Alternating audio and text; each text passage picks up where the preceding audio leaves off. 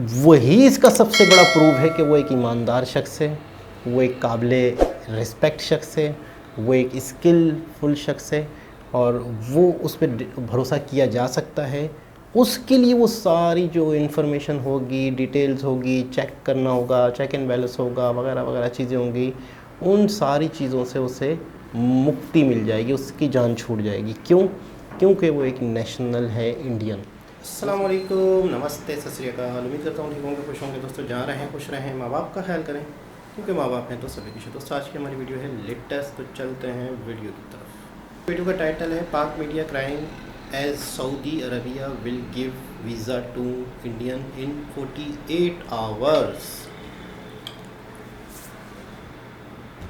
Saudi Arab ने भारतीयों के लिए 48 घंटों में वीजा जारी करने और 4 दिनों का स्टॉप ओवर वीजा देने का ऐलान किया है। Are complemented by initiatives to streamline visa issuance procedures and establish 3 new ta'shir or visa centers in India. Indians को वहाँ पे प्रेफर किया जा रहा है, पाकिस्तानीज को उस तरीके से लाइक नहीं किया जा रहा। कभी खबर आती है कि 90% बैगर्स जो हैं वो सऊदीया में पाकिस्तानी है। इंडिया ने पाकिस्तान को साइड पे करके माइनस करके तो उन्होंने एक अपनी जो जिन ममालिक के साथ कंफर्टेबल हैं उनके साथ एक मल्टीलैटरल एंगेजमेंट शुरू की हुई है। जो हादसा है कि इंडिया जो है उनकी इम्पोर्टेंट लिस्ट में फर्स्ट पे आ गया है, लेकिन पाकिस्तान हट गया। जहां हम कहते थे सऊदी हमारा दायां हाथ, दुबई हमारा बायां हाथ, वो हाथ खत्म हो गए। Deep pockets I guess. और अपनी ट्रेड कर रहे हैं, ठीक है, अपने आपको इकोनॉमिकली स्ट्रॉन्ग कर रहे हैं। अब जो दूसरे मुस्लिम इंटरेस्ट हैं वो नहीं देखने, उन्होंने सिर्फ अपनी इकोनॉमी देखनी है। अगर उनकी इकोनॉमी स्टेबल हो रही है, मुसलमान मरते हैं, मर जाएं, तबाह होते हैं, हो जाएं। एक तो इस्लामिक ब्रदर कंट्री है, दूसरे नंबर पे बहुत सी ऐसी अटैचमेंट्स हैं सऊदीया के साथ, लेकिन फिर भी हमें क्यों नहीं प्रेफर किया जा रहा है एज ए पाकिस्तानी? हमें जॉब्स क्यों नहीं दी जा रही? हमें पसंद क्यों नहीं किया जा रहा वहाँ पे? इसी के इंडिया चाहता है कि इंडिया अपनी जिस तरह सऊदी अरब मुसलमान ममालिक को पैकेज करके पेश करता है वेस्ट के आगे, इसी तरह इंडिया भी तमाम रीजनल ममालिक को पैकेज करके वेस्ट के आगे पेश करना चाहता है। तो ये सारी जो ये डेवलपमेंट है इसका इंडिया फ़ायदा उठाना चाहता है। सऊदीया में मुझे पता है 90% जो बैगर्स हैं वो पाकिस्तानी हैं। ये यहाँ पे वीज़ा लेते हैं और वहाँ जाकर इनका काम ही होता है मांगना। ये से बहुत मोहब्बत है उनकी, बस ऐसे ही है। पाकिस्तान से जो दुश्मनी उन्होंने पैदा कर ली है फॉर नो रीजन बेसिकली, कोई रीजन ऐसा नहीं है पर जय हिंद दोस्तों, प्रधानमंत्री नरेंद्र मोदी जी का जलवा देखिए कि सऊदी अरेबिया के फॉरेन मिनिस्टर ने आज कल रात को एक बयान दिया जिसमें उन्होंने कहा अब भारतीयों के लिए वीजा सिर्फ 48 घंटे में अप्रूव हो जाएंगे। यानी अगर कोई भाई यहां से सऊदी अरेबिया जाना चाहता है और वीजा के लिए अप्लाई करता है तो 48 घंटे में उसका वीजा कंफर्म हो जाएगा और वो सऊदी के लिए जा सकता है। खास करके हमारे मुस्लिम भाई लोग जो हज करने के पर्पज से जाते हैं, काम के पर्पज से जाते हैं, कई हिंदू भाई लोग भी अपने काम के पर्पज से जाते हैं। लेकिन दोस्तों दूसरी तरफ पाकिस्तान ये खबर सुन के पूरा रो गया। दोस्तों एक तो पाकिस्तान को लेके सऊदी अरेबिया पुलिस बहुत स्ट्रिक्ट है। सऊदी अरेबिया पुलिस का कहना है 99% भिखारी पाकिस्तान से होते हैं, जेब कतरे सऊदी अरेबिया में पाकिस्तान से होते हैं, चोरी चकारी करने वाले पाकिस्तान से होते हैं। दूसरी तरफ पाकिस्तान का उन्होंने वीजा जो डिले टाइम कर दिया है वो 125 दिन का कर दिया। यानी पाकिस्तानी अगर आज अप्लाई करता है तो उसका वीजा लगेगा 125 दिन के अंदर, वो भी सभी पाकिस्तान को नहीं। पाकिस्तान के जो 2-3 मेन स्टेट है वहां के लोग जा सकते हैं सऊदी अरेबिया, और पाकिस्तान के लोकल स्टेट के लोग तो बैन है। कहां 125 दिन और कहां 48 घंटे।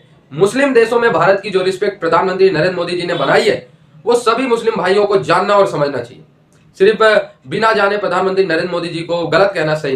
तो अब अगर बात की जाए सऊदी अरेबिया की, सऊदी अरेबिया ने हाथ जोड़कर माजरत कर ली है, भाई नहीं हम नहीं बनाएंगे रिफाइनरी पाकिस्तान के अंदर। उसी के बरक्स अगर हम बात करें भारत के अंदर सऊदी अरेबिया के इंटरेस्ट की, तो दिन ब दिन बढ़ते चले जा रहे हैं और ये हम सबको पता है कि दुगनी तिगनी ट्रेड होती चली जा रही है। तो अरेबिया के इंटरेस्ट पाकिस्तान में क्यों नहीं है? रिसेंटली भिखारी भी पकड़े गए, वीजास पर भी रिस्ट्रिक्शंस लग रही है, इन्वेस्टमेंट से भी मना कर रहे हैं। उसके बरक्स अगर भारत की बात करें तो उनके साथ रिलेशनशिप्स डबल अच्छे हो रहे हैं। सऊदी और दुबई की प्रेफरेंस इंडिया ले गया है। आपको नहीं लगता कि कहीं ना कहीं जो है अब प्रमोशन होती है हिंदुइज्म को लेकर, क्योंकि दुबई में मंदिर बन गया, वहां पे कॉन्सर्ट्स वगैरह हो रहे हैं। ये पहले कबल हम देखते हैं तो पहले नहीं था, ऐसा कुछ भी नहीं था। सऊदी और दुबई के अंदर तो बिल्कुल भी नहीं था। लेकिन अब उस चीजों को क्या उनका राइट दे रहे हैं या फिर उनके साथ वो मर्ज होना चाहते हैं? बेसिकली मिस फाइनेंशियल इंटरेस्ट की बात है।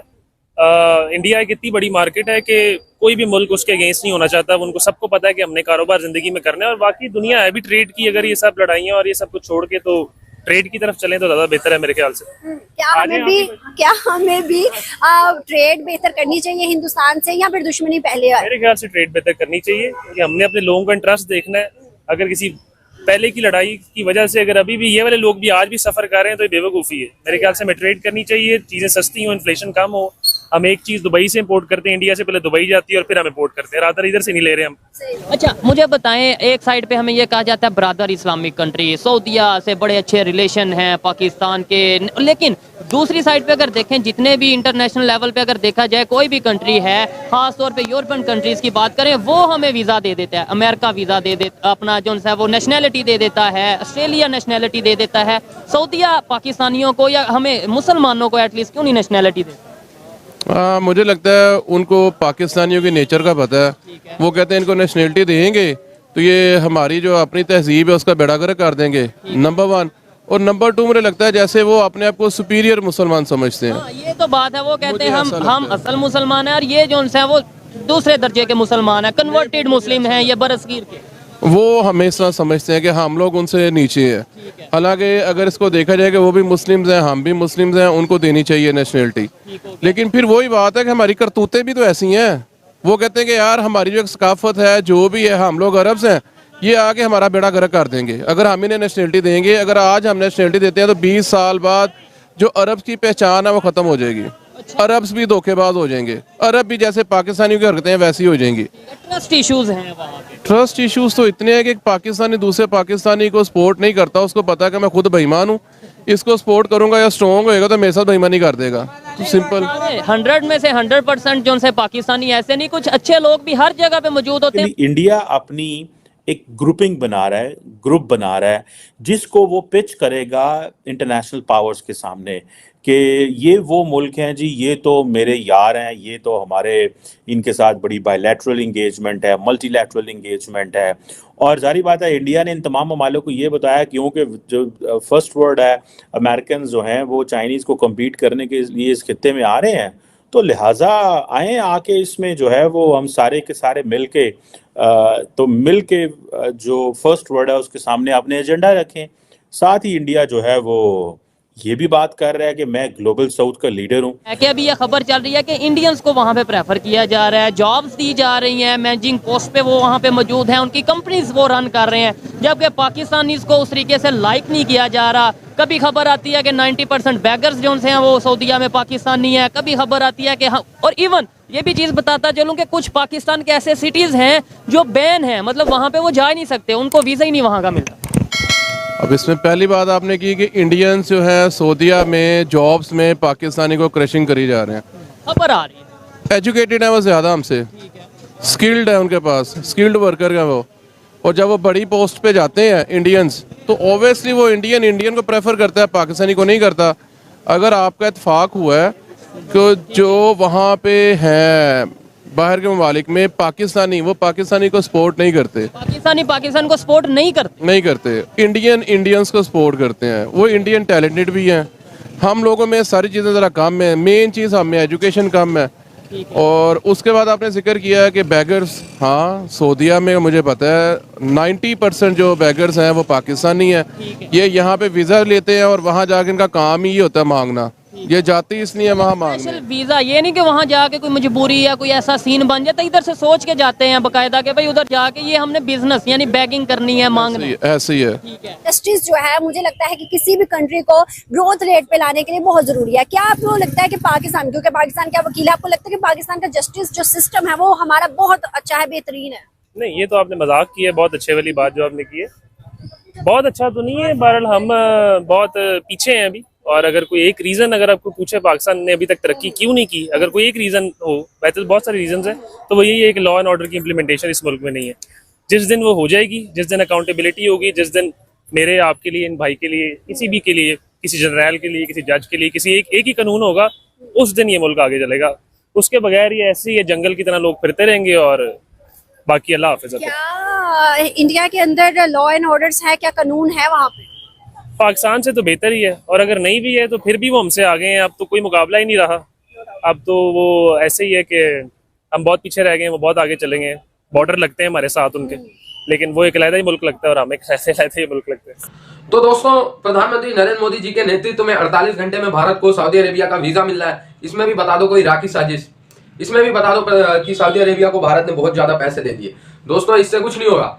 एक्चुअली भारत ने जो ग्रोथ की है, जो इकोनॉमिक ग्रोथ की है, टू बी वेरी ऑनेस्ट, जो इकोनॉमिक ग्रोथ, जो पॉलिटिकल ग्रोथ भारत ने की है, जो दुनिया में भारत की रेलेवेंस बढ़ी है, जो दुनिया में भारत की इंपॉर्टेंस बढ़ी है, उसी को देखते हुए सऊदी अरेबिया ने यह फैसला लिया है कि 48 घंटे में भारतीयों का वीजा है। क्या इससे पहले भारत के लोग नहीं थे? क्या भारत में इससे पहले मुस्लिम नहीं थे? क्या भारत इससे पहले भारत नहीं था? सब था। लेकिन दोस्तों, भारत की जो इंपॉर्टेंस है दुनिया के पटल पे, वो प्रधानमंत्री नरेंद्र मोदी जी ने जितना अच्छे से दुनिया को बताया है, वो शायद अभी तक किसी और प्रधानमंत्री ने भारत के नहीं बता पाया। इसी वजह से आज भारत की इंपॉर्टेंस जो है वो मुस्लिम वर्ल्ड में बढ़ रही है, यूरोप में बढ़ रही है, अमेरिका में बढ़ रही है, चारों तरफ बढ़ रही है। और ये हमें समझना चाहिए। अब कोई हमारे जो मुस्लिम भाई है वो वीजा के लिए अप्लाई करेंगे, 48 घंटे में उनका वीजा लग जाएगा, तो इसमें मोदी ने उनके साथ क्या ज्यादती कर दी?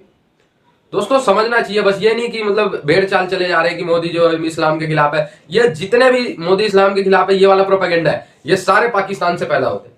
पाकिस्तानी फंडेड एजेंडा होते हैं, फिर भारत में कुछ लोग इसको उठाते हैं और बस हाय हल्ला करते हैं।